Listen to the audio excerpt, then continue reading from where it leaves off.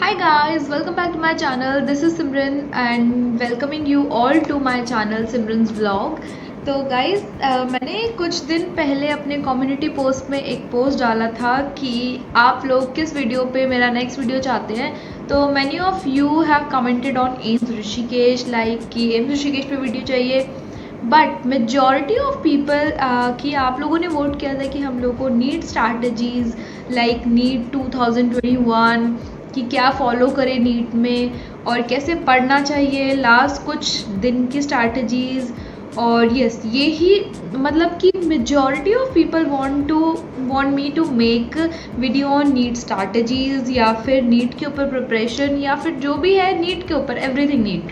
तो yes I am here for you all कि मैं नीट के ऊपर एक वीडियो लेकर आई हूँ. इसके लिए मैंने थोड़ी सी प्रिपरेशन भी की हुई है, तो स्टे ट्यून्ड.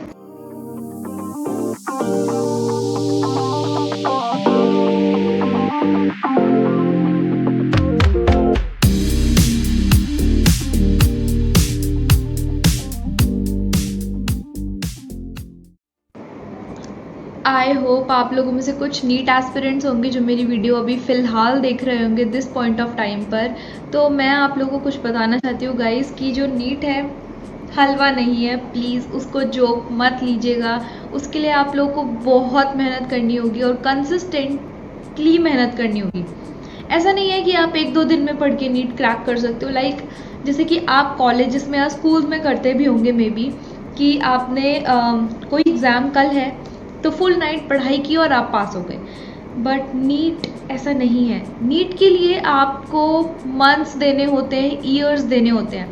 कुछ लोग इतनी मेहनत लगा के पढ़ते हैं कि वो अपनी बुक्स को 10 to 20 टाइम्स रिवाइज कर चुके होते हैं. सो गाइज अभी आप ही लोगों में से कुछ लोग नर्वस होंगे, टेंस होंगे, मोटिवेटेड होंगे, कॉन्फिडेंट भी होंगे और बहुत ज़्यादा हैप्पी भी होंगे नीट के लिए क्योंकि उन लोगों ने बहुत अच्छे से मेहनत की होगी. बट जो लोग टेंस हैं, नर्वस हैं, जिनका सिलेबस कंप्लीट नहीं हुआ है, वन वर्ड फॉर देम कि guys you can do it. Time is still left for you guys. अभी बिल्कुल टाइम नहीं निकला है. अभी भी बहुत टाइम है आप लोगों के लिए. You can crack NEET. You do not have to give up. You have to be like yes I can do it and I'll do it. आप लोगों को ना कोई भी एक रूम में पोस्टर लगा लीजिए कि yes I can do it, I'll do it. तो आप लोग उसको देख के मोटिवेट होंगे. गाइज बी मोटिवेटेड लाइक कि येस मुझे भी मेडिकल प्रोफेशन में जाना है, मुझे भी नीट क्रैक करना है, डॉक्टर बनना है, नर्स बनना है, whatever you want to be. और नीट 2021 के लिए आप लोगों के पास ज़्यादा टाइम नहीं है. हाउ मच टाइम, कितना टाइम बचा है गाइस. देखो अगर आप मान के भी चलो तो अप्रैल में 12 डेज़ हैं, मई में 31 डेज़ हैं, जून में 30 डेज़ हैं, जुलाई में 31 डेज़ हैं. टोटल मिला के 104 डेज़ आपके पास बच रहे हैं. 104 डेज़ में से आप 2 दिन तो अपनी स्ट्रैटेजी बनाने में, रूटीन बनाने में लगा दोगे. अप्रॉक्स हम मान के चलते हैं आपके पास 100 डेज़ हैं. तो आप लोगों को ये 100 डेज़ बहुत वाइजली, बहुत अच्छे से यूज़ करने हैं. नीट जो है वो अगस्त 2021 में होने वाला है. तो आप लोग प्लीज़ डिमोटिवेटेड मत रहिए. 4 months 3 months is so much. आप लोग टाइम टू टाइम रिवाइज़ करिए, उसको ख़त्म करिए अपने कोर्स को. और अगर आपने अभी तक शेड्यूल नहीं बनाया अपना, वॉट एवर कुछ भी अलॉट नहीं किया है अपने आप को, तो प्लीज़ करिए, अभी करिए बैठकर. Again I am telling guys NEET is not joke. आपको उसके लिए कंसिस्टेंट रहना पड़ेगा, मेहनत करनी पड़ेगी, दिन रात एक करना पड़ेगा, बहुत मेहनत करनी पड़ेगी. और अगर आपने अभी तक अपने लिए शेड्यूल नहीं बनाया तो मैं आपको बता देती हूँ कि आपको शेड्यूल बनाना, रूटीन फॉलो करना बहुत ज़रूरी है. अब मैंने रूटीन का नाम लिया है तो आप लोग ये मत सोचने लग जाना कि एक टाइम टेबल पेपर पे बना लेते हैं, उस पर इतने से इतने बजे तक हम ब्रश करेंगे, इतने से इतने बजे तक हम नहाएंगे. Doesn't work. ये वर्क बिल्कुल भी नहीं करता है. आप फॉलो ही नहीं कर पाओगे यार. तो आप अपने टाइम का ना कुछ इस तरीके से यूज़ करिए कि मुझे 6 बजे उठना है, मतलब उठना है. अब आप अपने आप को मोटिवेट रखिए कि यार नहीं मुझे नीट क्रैक करना है, मुझे 6 बजे उठना है तो उठ जाना है, और इतने बजे सोना है तो इतने बजे सो जाना है. 5 to 6 आवर्स की जो आपकी नींद है वो कंप्लीट है गाइज. और दिन में 1-2 घंटा रेस्ट कर लीजिए. बेस्ट फिर आपने अपने पर्सनल काम को 1 घंटा दिया मॉर्निंग में, देन आप उसको डिसाइड कीजिए कि कब से कब आप पढ़ेंगे। अब आप अपने आप को कम से कम 2 to 3 आवर्स अपने किसी भी एक सब्जेक्ट को दीजिए, like physics, chemistry, bio, what ever you want. 3 घंटे 2 घंटे इज़ इनफ। आप लोग दिन में इतना घंटा दीजिए। उसके बाद आप हाफ एन आवर रेस्ट करिए, 1 आवर रेस्ट करिए, नैप ले लीजिए उसी के अंदर। रेस्ट का मतलब ये नहीं कि आप कहीं घूमने चले गए, कहीं कुछ करने चले गए, नो। आप सो जाइए, आप वहाँ पर कुछ रिवाइज कर लीजिए, या फिर अगर आपका मन नहीं लग रहा तो कुछ देख लीजिए यूट्यूब पे, ताकि आप लोग मोटिवेट रह सकें। देन उसके बाद अपना टाइम फिर स्लॉट करिए कि मुझे इतने से इतने बजे तक अब केमिस्ट्री पढ़ना है। देन उसके बाद फिर थोड़ा रेस्ट लीजिए। देन उसके बाद डिसाइड कीजिए मुझे इतने से इतने बजे तक बायोलॉजी पढ़ना है। गाइस, तो इसी तरीके से आप लोग अपना जो टाइम शेड्यूल है ना बना पाएंगे। तो आपको इसी तरीके से ना अपना जो शेड्यूल है वो बनाना है, ना कि ऐसे टुकड़ों में टाइम को बांटना है कि इतने से इतने बजे तक। तो आप लोगों को समझ आ चुका है अब टाइम को कैसे स्लॉट करना है, कैसे कैसे सब्जेक्ट वाइज बांटना है। तो ठीक है, अब गाइज रही बात सब्जेक्ट्स की, आप लोगों के पास 3 सब्जेक्ट्स हैं, फिजिक्स, केमिस्ट्री, बायोलॉजी। फर्स्ट हम बात करते हैं बायोलॉजी की, क्योंकि वो सबसे ज़्यादा स्कोर मतलब आपका नीट में कवर करेगी। जो बायोलॉजी है वो 360 मार्क्स की होती है, 360 मार्क्स। और जो बाकी के जो 2 सब्जेक्ट्स बचे वो 180, फिजिक्स केमिस्ट्री 180। देन तो बाय गाइज हम लोग अगर लेते हैं बायोलॉजी का, तो बायोलॉजी में आप बहुत सारा कवर कर सकते हैं। आपको उसको बस पढ़ना है, कंसिस्टेंट रहना है अपनी बायोलॉजी से। आप लोगों को बायोलॉजी में एक्स्ट्रा बुक्स रेफर करने की इतनी ज़्यादा ज़रूरत नहीं है, नीड नहीं है। NCERT is enough for biology. उसके अंदर जो की पॉइंट्स होते हैं, एब्स्ट्रैक्ट्स होते हैं, जो एक्स्ट्रा जो पैराग्राफ्स दे होते हैं ना गाइज, कुछ लोग क्या होते हैं उसको मिस कर देते हैं। Do not miss that. Chemistry जो है आपकी 2 में है, फिजिकल केमिस्ट्री और ऑर्गेनिक केमिस्ट्री। अब जो ऑर्गेनिक केमिस्ट्री है गाइज, उसमें आपको मैकेनिज्म्स पढ़ना पड़ेगा, वो उसको अच्छे से कॉन्सेप्ट क्लियर कर लीजिए NCERT से। ऑर्गेनिक केमिस्ट्री इज़ लाइक आप NCERT से पढ़ सकते हैं, उसको कॉन्सेप्ट्स क्लियर कर सकते हैं, मैकेनिज्म पढ़ सकते हैं, नेम रिएक्शन पढ़ सकते हैं, जो कन्वर्जन्स जो बुक में दिए हैं वो पढ़ सकते हैं। और फिर जो आपकी ऑर्गेनिक केमिस्ट्री है उसमें आप ये पढ़ लेंगे, NCERT से कॉन्सेप्ट क्लियर करेंगे तो वेल एंड गुड, आप प्रैक्टिस कर सकते हैं दूसरी बुक से क्वेश्चंस। देन उसके बाद आती है हम लोग की फिजिकल केमिस्ट्री। फिजिकल केमिस्ट्री आप लोगों को क्वेश्चंस बहुत सारे प्रैक्टिस करने पड़ेंगे।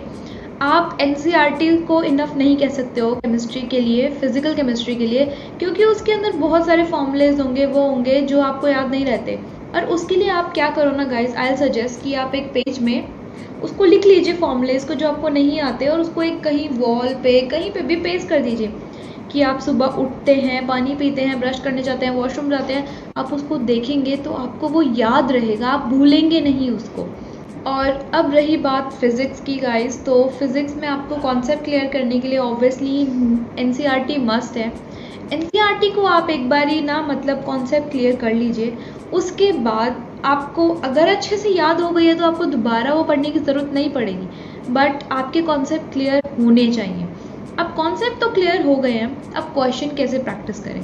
तो आप लोग जैसे कोई भी मॉड्यूल्स होते हैं, आपने मे बी कोई कोचिंग ज्वाइन की होगी, वहाँ पे मॉड्यूल्स मिलते भी हैं, तो आप लोग वहाँ से वो चीज़ ले सकते हो। क्वेश्चंस प्रैक्टिस करिए गाइस, जितनी क्वेश्चन प्रैक्टिस करेंगे ना आपके लिए बहुत अच्छा होगा। आप जितने क्वेश्चन प्रैक्टिस करेंगे आपको ये रहेगा कि हाँ ये चीज़, ये फॉर्मूला यहाँ पे लग जाएगा, आपको जल्दी से वो क्वेश्चन देखते ही ग्रैब हो जाएगा जब आप वहाँ नीट में भी ये चीज़ देखेंगे। तो guys question practice is must in physics. NCERT is for concept, but numericals के लिए आपको कुछ बुक फॉलो करनी पड़ेगी। अब आपने सब कुछ पढ़ लिया, आपका सब कुछ हो गया, तो अब आपको क्या करना चाहिए लास्ट में। Guys I will tell you कि आपको कोई भी टेस्ट सीरीज़ ज्वाइन करनी चाहिए। मैं जब नीट एस्पिरेंट थी तो मैंने एलन की जो टेस्ट सीरीज़ थी वो ज्वाइन की थी, और मैं लाजपत नगर दिल्ली में है, वहाँ जाके वो टेस्ट दिया करती थी। आप लोग कोई भी एक मतलब टेस्ट सीरीज़ ज्वाइन कर लीजिए, बेटर होगा आप लोगों के लिए, अच्छा होगा। टेस्ट सीरीज़ से आप अपने आप को इवैल्यूएट कर पाएंगे कि आपके कितने मार्क्स आए हैं और कितना आपको मतलब अब मेहनत करने की ज़रूरत है और आपने कितना पढ़ा है।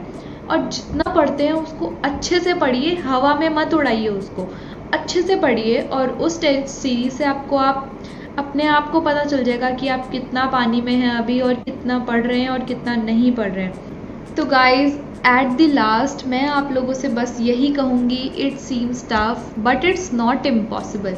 तो गाइज आई होप कि आप लोग को ये वीडियो अच्छा लगा हो और इस वीडियो को देखने के बाद आप लोग मेहनत करेंगे।